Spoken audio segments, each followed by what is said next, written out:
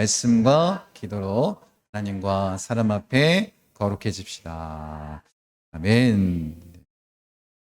십자가는 겉으로 보기에는 헤비한 것 같고 또 예수님이 고통당하시고 고롱당하신 그런 고통의 십자가, 죽임당하신 십자가 이렇게 생각할 수 있습니다.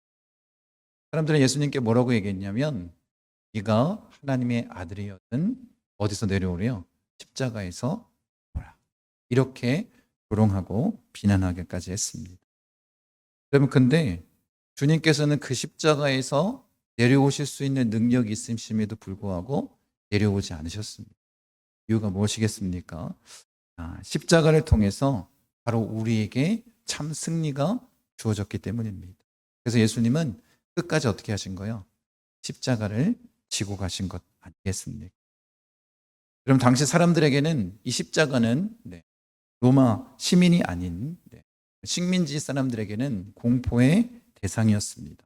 범죄자, 반역자, 비참하게 죽는 자리였고 유대인들에게는 저주를 받은 그런 자리였습니다. 그런데 놀랍게도 이 초대교회에서 이 십자가, 그렇게 두려움과 저주의 대상이었던 십자가를 뭐로 삼은 거예요? 마치 영광의 상징으로 삼고 나아간 것 아니겠습니까?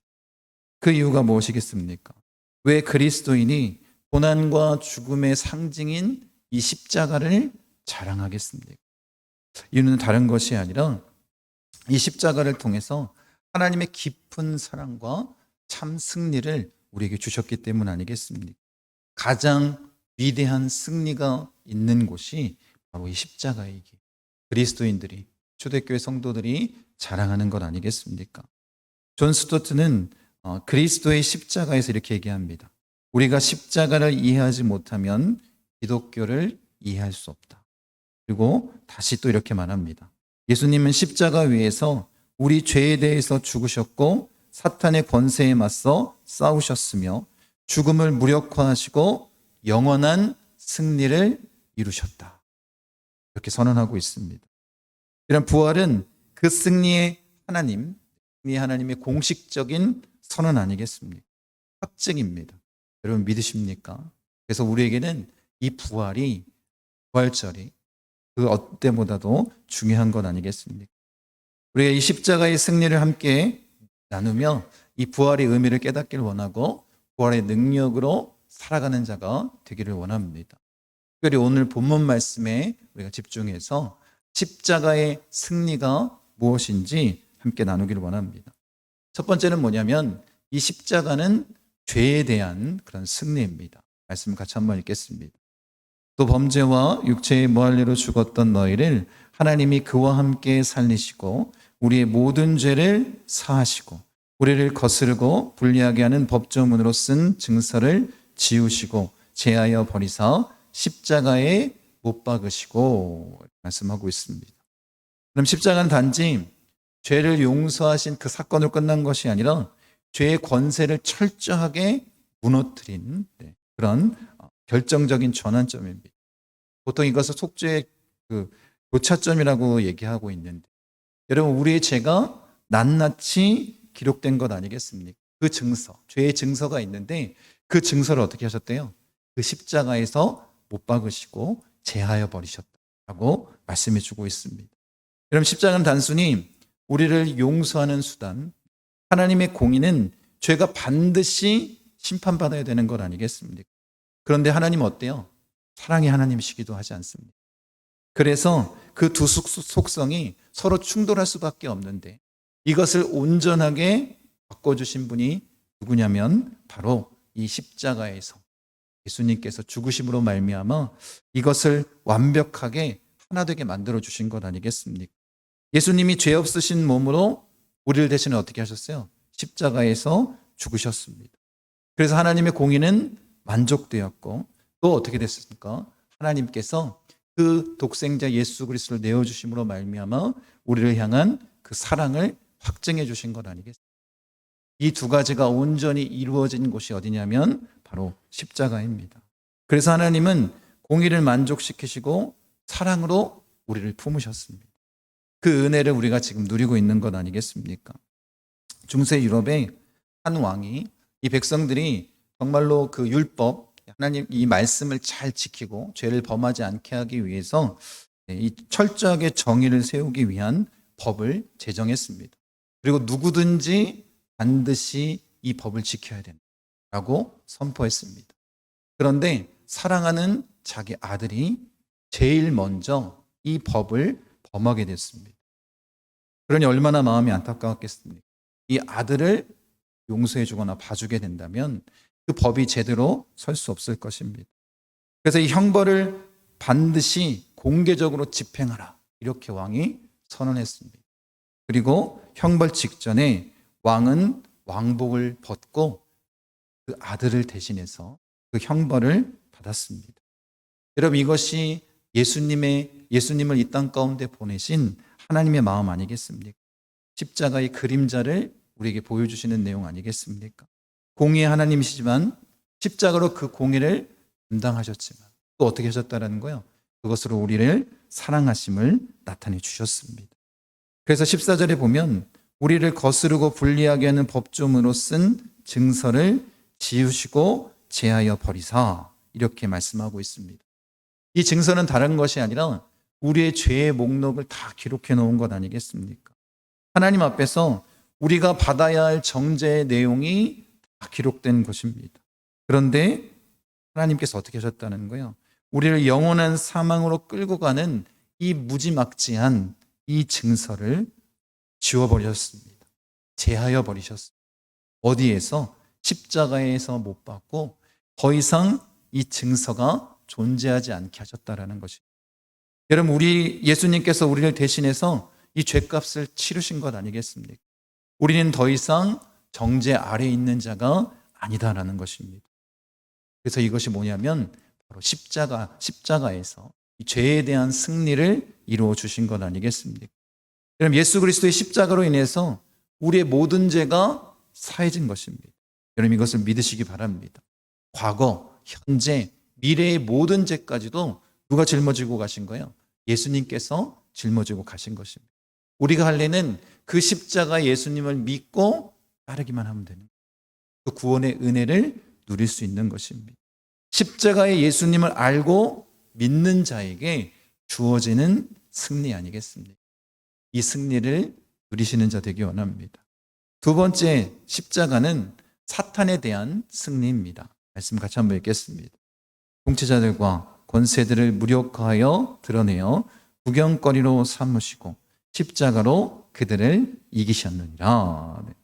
여러분, 여기서 우리가 확실하게 알 수 있는, 이 말씀을 통해서 알 수 있는 것은 예수님께서 십자가에서 이 악의 세력과, 영적으로 이 사탄의 세력과 전면전을 치르셨다라는 것. 그런 전면전 가운데 누가 승리하셨다라는 거예요? 예수님께서 승리하셨다라는 것입니다. 여러분, 십자가는 로마의 형틀이었지만 예수님은 그 형틀에서 이 어둠의 권세들을 다 이기신 것 아니겠습니까? 여러분, 여기서 말하는 통치자들과 권세들은 이 사탄과 악한 영들을 이야기하는 것 아니겠습니까? 사탄은 어떻게 해요? 언제나 우리의 죄를 이용해서 우리를 정죄하고 죄책감에 빠지게 하고 우리를 그렇게 죄의 종로로 타듯 그렇게 끌고 다니는 자들 아니겠습니까? 너는 이런 죄를 지었잖아. 너는 자격이 없어. 너는 그리스도인으로서 자격이 없어. 넌 예수 믿는다고 하면서 맨날 이런 죄를 범하는 것 아니냐? 라고 계속해서 우리에게 속삭이고 있는 것 아니겠습니까? 그런데 사탄이 우리를 그렇게 정죄하지 못하는 이유는 뭐냐면 예수님께서 어떻게 하셨다는 거예요? 이미 그 증서를 십자가에서 다 제하여 버리셨다는 거예요. 십자가에 못 박으셨습니다. 그러니까 사탄의 정죄는 더 이상 효력을 발생하지 못하는 거예요. 사탄은 우리를 정죄할 수 없습니다. 왜냐하면 예수님께서 그 십자가에서 이 모든 것을 다 무력화시키셨기 때문입니다.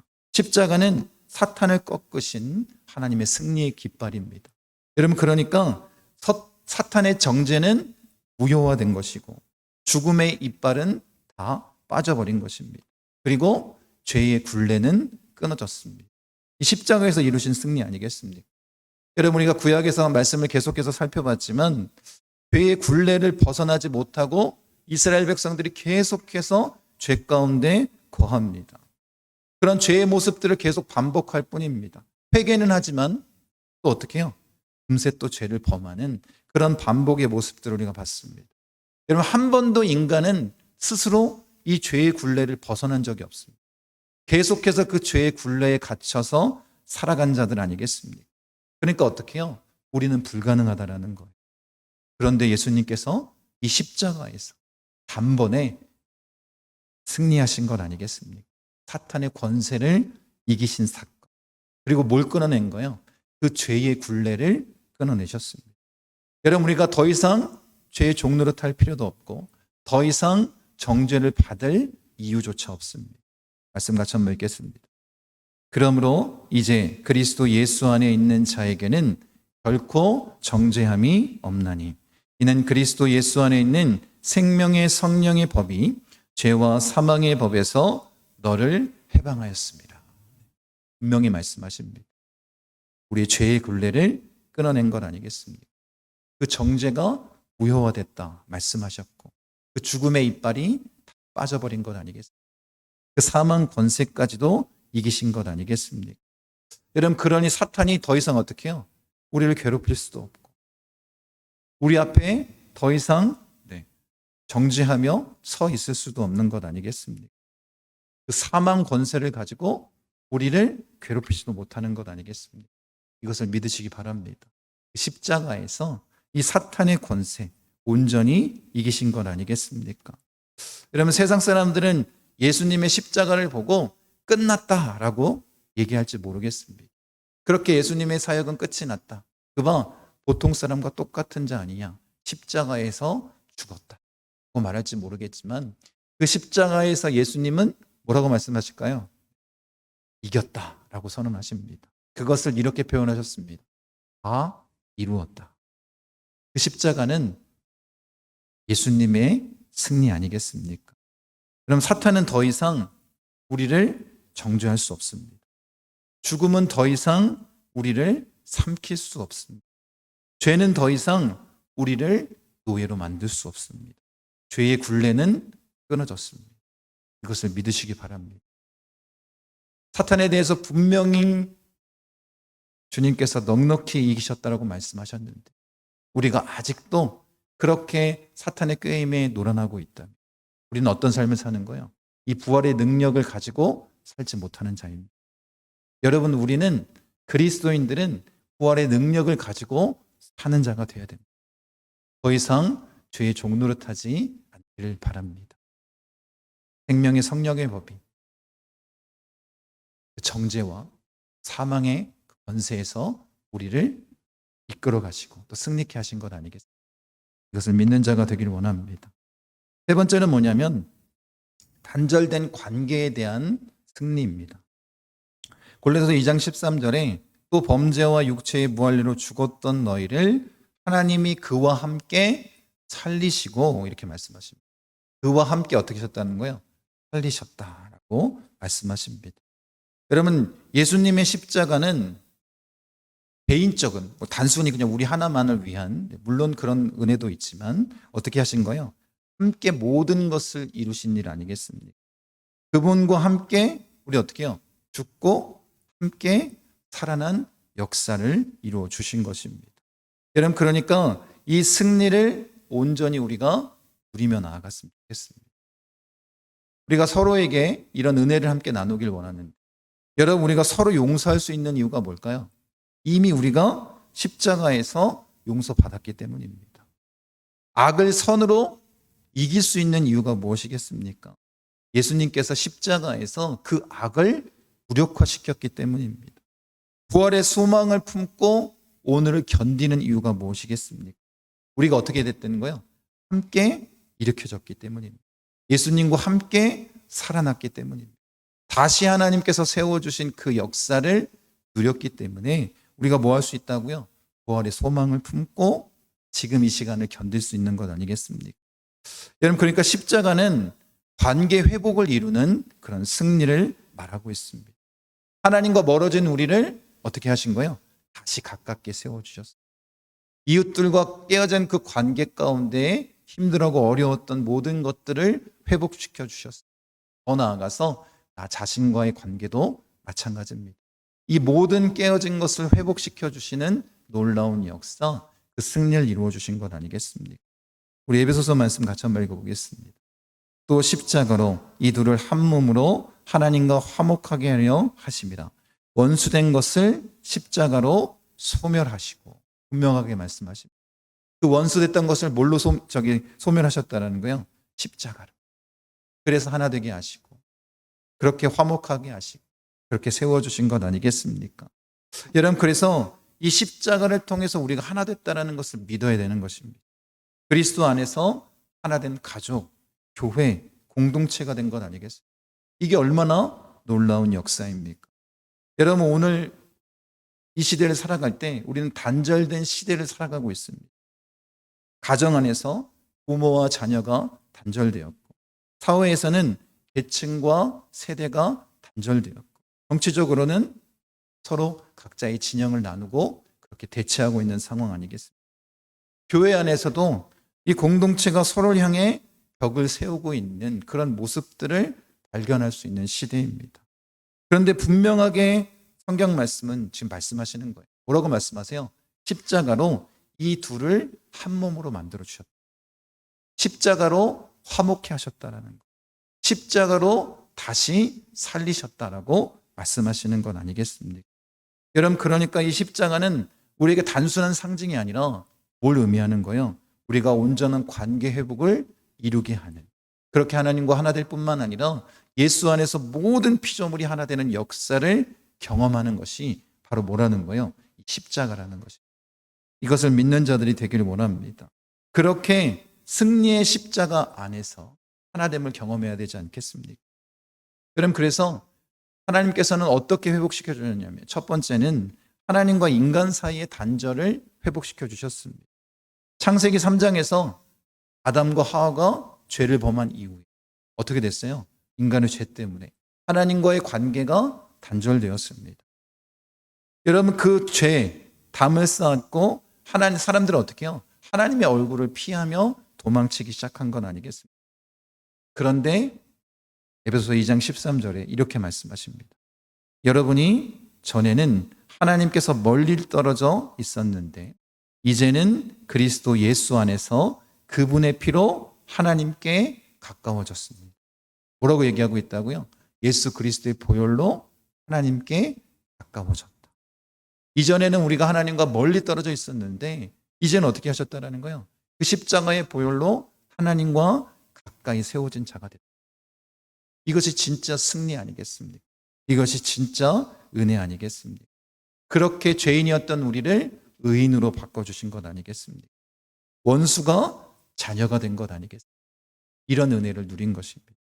두 번째는 인간 사이의 장벽을 허물어 주셨습니다. 여러분, 대표적으로 유대인과 이방인들을 이야기를 하고 있는데 14절 말씀을 같이 한번 읽어보도록 하겠습니다. 그리스도는 우리의 평화이십니다. 그리스도께서는 유대 사람과 이방 사람이 양쪽으로 갈려져 있는 것을 하나로 만드신 분이십니다. 그분은 유대 사람과 이방 사람 사이를 가르는 담을 자기 몸으로 허무셔서 원수된 것을 없애시고, 이렇게 말씀하십니다. 단순히 유대인, 이방인 이렇게 생각하지 마시고, 십자가는 민족, 계층, 배경, 문화적인 차이를 어떻게 해요? 다 회복시켜 주시는 은혜가 있다는 이것을 믿으시기 바랍니다. 오직 십자가 안에서만 가능한 거예요. 여러분, 지금 한국 교회에서 외치는 그 소리가 뭐냐면 한국 교회가 심각하게 위기에 봉착했다는 이야기를 많이 합니다. 이것은 교회 안에서만 얘기하는 것이 아니라 외부에서도 이야기를 하고 있는 것입니다. 그런데 여러분, 깊이 한번 잘 생각해 보십시오. 예수님 이후에 2000년 동안 교회 안에서 이런 어려움이 있었을까 없었을까? 있었을까요 없었을까요? 너무 많이 있었습니다. 우리나라는 기독교 역사가 120년 조금 넘었습니다. 그런데 그렇게 부흥을 일으키신 다음에 지금 한국교회의 이런 문제점을 드러나게 하신 이유는 하나님의 은혜입니다. 뭘 하길 원하시는 거예요? 회복하길 원하시는 거예요. 다시 일어서길 원하시는 거예요. 다시 하나 되길 원하시는 거예요. 뭐로 집중하길 원하실까요? 하나님의 말씀으로 집중하길 원하는 거예요. 잘못 걸었던 그런 방법들, 세상의 방법들, 인간의 방법들, 그것들을 다 뭐하라는 거예요? 이제는 버리고 하나님께로 온전히 돌아오라고 말씀하십니다. 그 십자가 안에서만 가능한 은혜를 우리에게 베풀어 주시는 거예요. 깨어졌던 모든 것들이 회복되어서 그런 은혜를 우리에게 주시는 것 아니겠습니까? 우리 에베소서 15절 16절 같이 한번 읽겠습니다. 여러 가지 조문으로 된 계명의 율법을 폐하셨습니다. 그분은 이 둘을 자기 안에서 하나의 세삼으로 만들어 평화를 이루시고 원수된 것을 십자가로 소멸하시고 이 둘을 한 몸으로 만드셔서 하나님과 화해시키셨습니다. 십자가에서 이 둘을 한 세 사람으로 만드셨다라고. 그것이 뭐예요? 교회 아니겠습니까? 여러분, 우리가 어떤 모습으로 살아야 되는지 너무나도 분명합니다. 여러분, 예수님의 십자가는 우리의 정죄와 수치를 없애주셨습니다. 그리고 어떻게 해요? 하나님 앞에 나아갈 수 있게끔 하셨습니다. 그리고 하나님과 함께함으로 말미암아 이제 누구까지도 바라볼 수 있어요. 주변에 있는 사람들까지도 바라보고 주 안에서 한 세 사람을 만들어 주신 것 아니겠습니까? 이 남아프리카 공화국의 넬슨 만델라 대통령 27년 동안 옥살이를 했습니다. 흑인이었기 때문에 받은 그런 피해가 또 공격이 굉장히 많았을 것입니다. 그를 가둔 백인 정권을 용서하고 뭐가 됐어요? 화해의 대통령이 됐습니다. 그리고 나서 뭐라고 얘기했냐면 이렇게 말합니다. 용서는 과거를 바꾸지 못하지만 미래를 바꾼다. 이렇게 얘기했습니다. 이런 만델라는 용서함으로 말미암아 한 국가를 살렸습니다. 그런데 예수님의 십자가는 어떻게 됐을까요? 온 인류를 살린 것 아니겠어요? 우리의 미래를 바꿔주신 일. 이 얼마나 놀라운 역사입니다. 얼마나 큰 능력의 자리입니까? 십자가는 어떻다고요? 깨어진 관계를, 이 단절된 관계를 회복시켜 주시는 승리의 십자가 아니겠습니까? 그렇게 예수님은 지금도 무너진 벽을 세워주십니다. 그렇게 하나님과 함께 할 수 있도록 관계 단절시켰던 그 모든 것들을 허무시고 다시 무너졌던 것들을 일으켜 세워주시는 그런 놀라운 역사를 이루어주시는 것 아니겠습니까? 십자가를 통해서 분명하게 승리를 선언하십니다. 죄에 대해서, 사탄에 대해서, 그리고 이 단절된 관계를 회복시켜 주심으로 말미암아 이제 우리 모두가 어떻게 될 수 있는 거예요? 하나님 안에서, 예수 안에서 하나 될 수 있도록 만들어 주신 것입니다. 이 하나된 공동체, 세 사람을 이루어 주신 이 교회를 통해서 우리가 그 하나님의 뜻을 온전히 이루어 나가야 되지 않겠습니까? 성령이 하나 되게 하신 이 교회를 우리가 변질시키지 않았으면 좋겠습니다. 지금 한국교회의 문제가 그건 아니겠어요? 하나님께서 성령님을 통해서 이미 하나 되게 세워주셨는데 이걸 지금 누가 깨뜨리고 있는 거예요? 사람이 깨뜨리고 있는 거라. 여러분, 우리는 교회를 하나 되게 만드신 이 교회를 지키는 사명이 있습니다. 여러분은 어떤 일을 행하고 있습니까? 교회가 하나 되기 위해서 주님의 말씀을 믿고 의지하며 나아가고 있습니까? 아니면 내 뜻과 내 생각이 더 중요하기 때문에 또 나를 내세워야 되는데 나를 세워주지 않기 때문에 그렇게 교회를 힘들게 하고 무너뜨리고 하는 무너뜨리는 그 마음을 품고 있습니까? 여러분, 우리가 변질되지 않았으면 좋겠습니다. 특히 이 부활절에 그 십자가의 승리를 기억하는 자라면 그 말씀에 순종하여 하나 되게 세우는 자, 이 관계 회복을 온전히 누리는 자가 되기를 원합니다. 여러분, 그래서 오늘 이 부활절을 맞이해서 이 부활의 의미가 우리에게 굉장히 중요합니다. 왜냐하면 부활은 뭘 의미하는 거냐면 십자가의 승리를 확증하신 사건이기 때문에 중요합니다. 만약에 예수님께서 십자가에서 죽으신 것으로 끝났다면 그분의 말씀이 진리인지 확인할 방법이 없습니다. 하지만 부활을 통해서 예수 그리스도의 사역을 누가 확증시켜 주신 거예요? 하나님께서 확증시켜 주신 그런 선언입니다. 마태복음 28장 6절 같이 한번 읽어보겠습니다. 그가 여기 계시지 않고 그가 말씀하시던 대로 살아나셨느니라. 와서 그가 누우셨던 곳을. 존 스토트는 이렇게 말합니다. 부활은 십자가의 진리를 확증하는 하나님의 아멘이다. 여러분 그 십자가에서 우리를 구원하셨다라는 것을 누가 확증해 주신 거예요? 하나님께서 확증해 주시고 그 도장, 인증 도장을 팡하고 찍어 주신 그런 사건 아니겠습니까? 그러니까 우리가 정말로 이 부활의 능력을 가지고 살아가는 자라면 원수도 용서할 수 있는 능력이 우리 안에 있습니다. 고통 중에도 소망을 노래할 수 있는 능력이 우리 안에 있는 것입니다. 세상 속에서 진리로 하나님의 말씀으로 살아갈 수 있는 능력이 우리 안에 있는 것 아니겠습니까? 이 모든 것이 어디서 시작됐다는 거예요? 십자가에서 시작. 그러니 그리스도인들은 뭘 자랑해야 되겠습니까? 이 십자가를 자랑해야 되는 것. 십자가의 승리를 가지고 사는 자가 되어야 되죠. 부활의 능력을 가지고 나아가는 자가 되기를 원합니다. 여러분 그래서 예수님께서 숨을 거두시며 뭐라고 외쳤다고요? 다 라고 외치신 건 아니에요. 십자가는 패배가 아닙니다. 십자가는 승리이고 예수 그리스도를 통해서 하나님과의 모든 관계가 회복되어 있는 새로운 시작 아니겠습니까?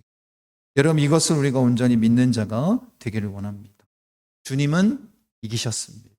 그리고 오늘 어떻게 해야 될까요? 우리는 그 승리에 동참하는 삶을 살아야 됩니다. 이게 그리스도인으로서 부활의 능력을 가지고 사는 자 아니겠습니까?